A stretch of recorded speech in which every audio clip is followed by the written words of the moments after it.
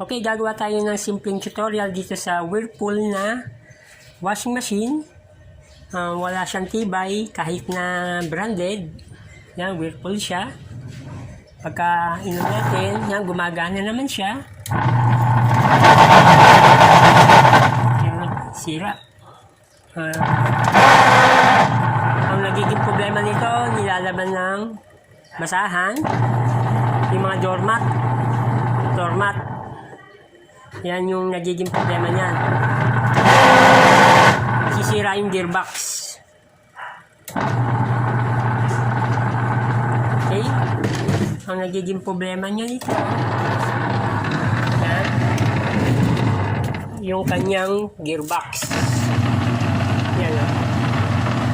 Tapos, yung motor ng dryer ay tinamaan na. Yan.